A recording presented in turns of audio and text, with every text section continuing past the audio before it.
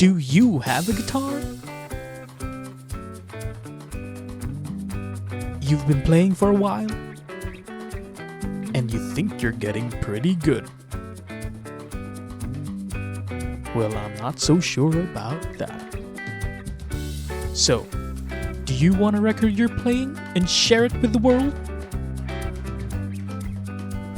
Then this is the video for you. Whee!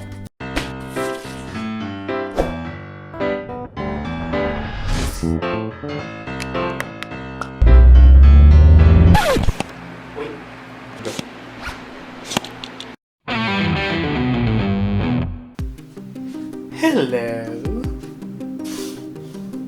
So you want to record your guitar playing, and you want to show the world that you can shred like this. Or that you can capture the hearts of the masses with your acoustic guitar like this. Okie dokie. So here's what I do and what I use to record my guitars.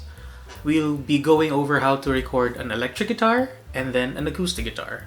But quick disclaimer, I will not be talking too in-depth about the whole recording process. I'll just be covering the basics of what I use and what I do so that you can do it too. Number one is of course my instruments. So it's an electric guitar or an acoustic guitar or a bass guitar, it can also work. Number two is an audio interface.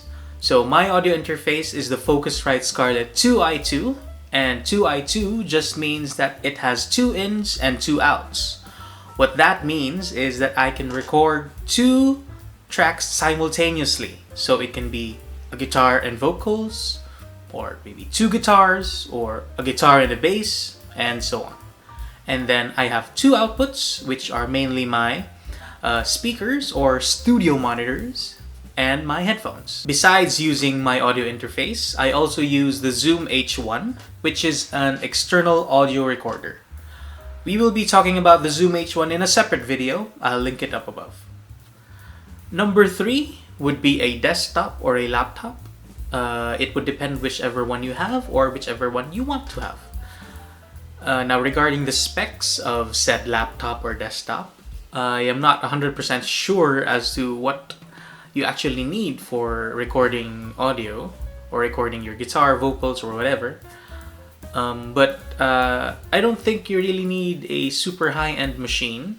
When I got my interface back in 2017, I was just using a relatively low spec machine. I believe it was just an Intel Core i3.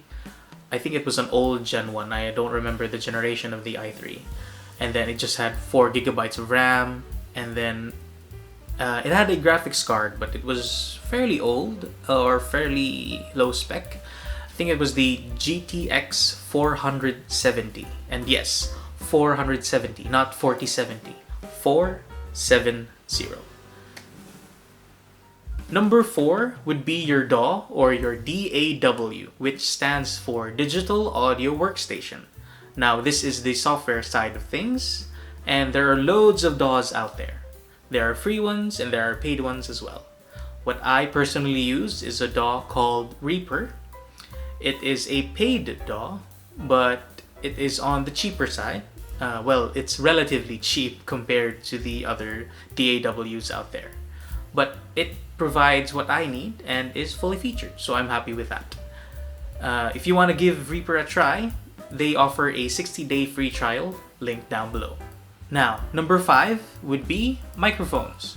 You wouldn't necessarily need a microphone though if you were just recording electric guitars, because usually mics are used when you go through an amplifier. And then, as we know, amplifiers can get pretty loud.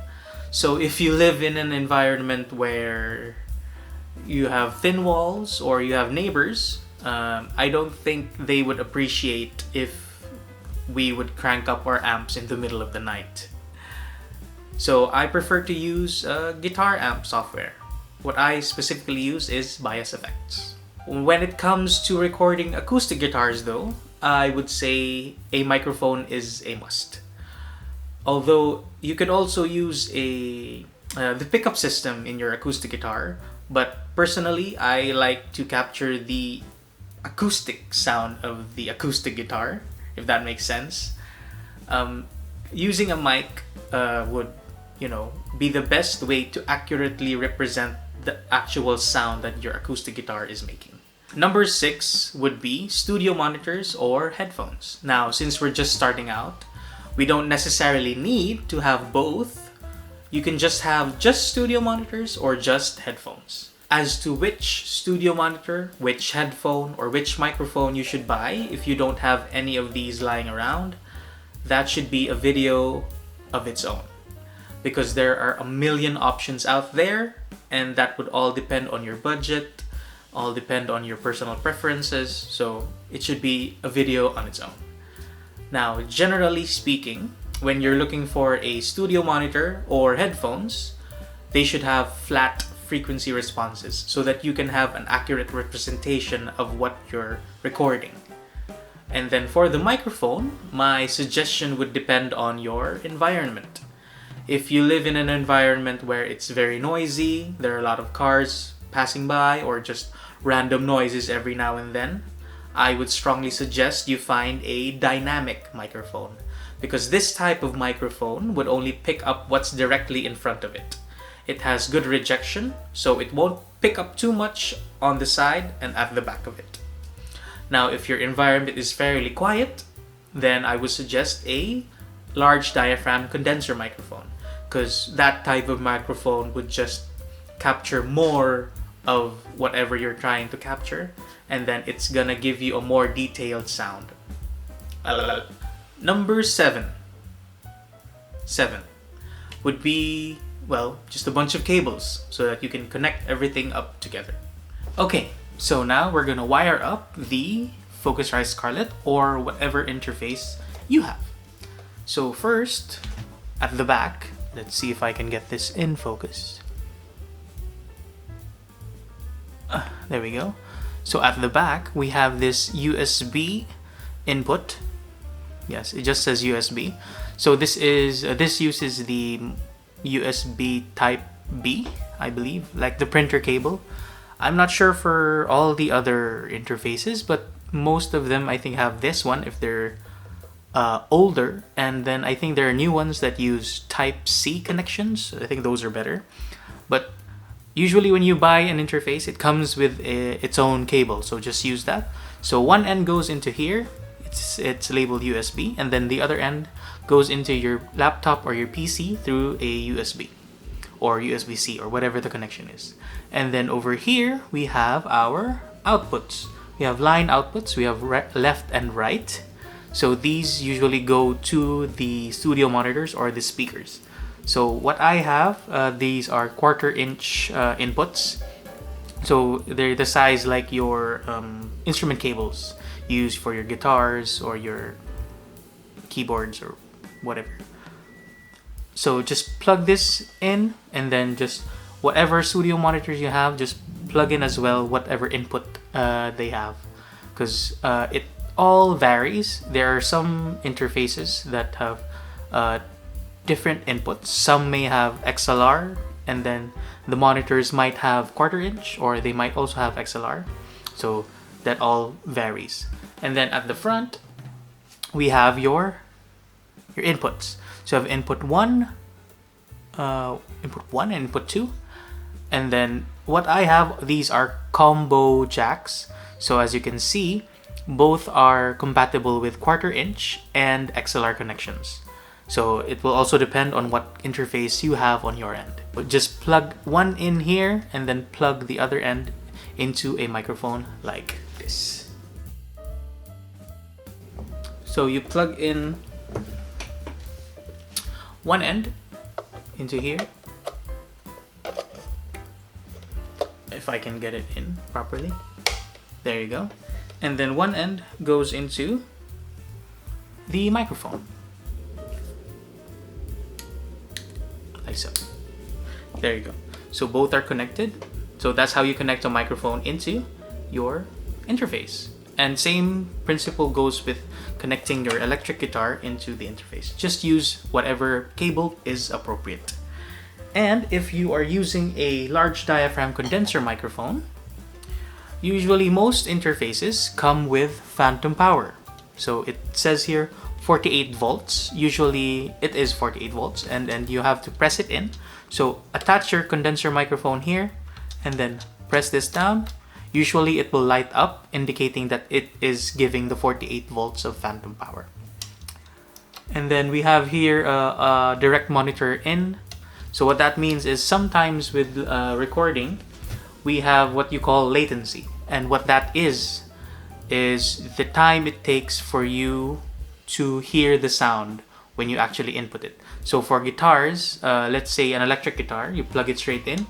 It's the time it takes for when you hit the string and when you actually hear it. Sometimes too much latency is very bad because it's bad. A lot of latency will cause delay when you hit the string and when you hear the sound. So if you're playing to a click or a metronome, you'll be out of sync for most of it. And then it's just really annoying when it's not in sync what you're playing and then what you're hearing. And then we have our master output, and then we have here our headphone jack. So that is the 2 out. So this is the 1 out, and then this is the 2nd out. So just headphones for your monitoring. So I guess that's about it for connecting your interface. Whatever you have, just give it a try. Okay, now that everything is wired up, let's do a quick and easy walkthrough on how you can start recording on your DAW. So you got your DAW installed, and then you installed the necessary drivers for your interface and everything else that's connected. When you open up your DAW, it will usually open to a blank session. For Reaper, you just double click on this blank space and it will add a track. To arm or disarm a track, you just click on this red button here. So that's the record button. And then you have to specify as to which input you'd like it to pick up. So since the Focusrite Scarlett 2i2 has 2 inputs, you can choose from input 1 or input 2. So at the moment it's on input 1, and then we have our condenser microphone connected to it. As you can see in the video recording of my screen, you can see it going up and down. So it is picking up my voice. 1 2 1 2 1 2 1 2. There you go. Fairly simple and easy. And then it's the same process if you want to record your guitar directly into the interface. Just add a track, arm it, select which input you want it to pick up, and then there you go. Quick and easy. First up would be the acoustic guitar. My acoustic guitar is the Big Baby Taylor, and the mic that I'll be using is the Behringer C3, which is a large diaphragm condenser microphone. So mic placement for me, personally, what I like is to place it a few inches away from the 12th fret and then angle the mic towards the sound hole. Now, this is how it sounds.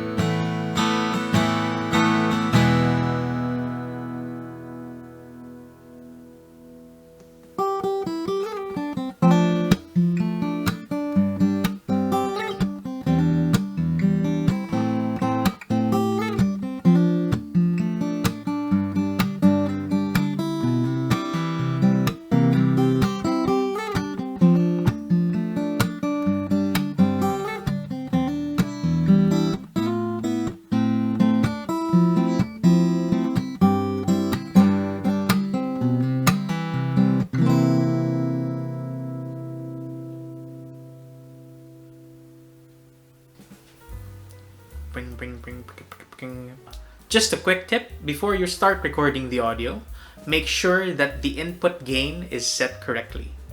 Don't clip your signal, because that will cause unwanted distortion. So what that means is on your interface or in the software, there will be a meter as to how loud your input signal is. Now, you don't want it to reach the red too much because that would just distort the signal. On most interfaces, I believe, there is this color indicator telling you whether you're clipping or not. Next would be our electric guitar. Now, the electric guitar I'm using is the PRS Silver Sky SE in this beautiful dragon fruit color. Now, we will not be using any microphones. We will just be going directly into the interface and through the guitar amp software, which is Bias Effects. There are loads of softwares out there. Just take a look through Google or YouTube. You'll find loads of them. And here's how it sounds.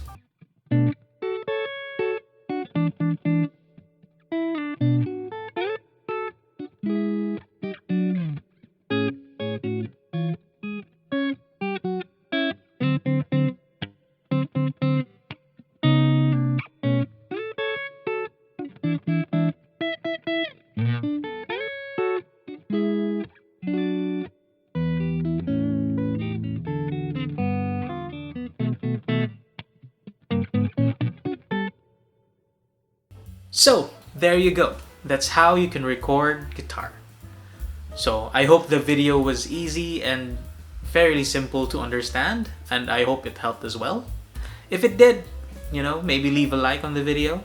If you have something to add, leave a comment down below. And then if you want to stay tuned to whatever uploads we have coming up next, consider subscribing to the channel. And that'll be a big help. Thanks for watching till the end. See you next time. Bye.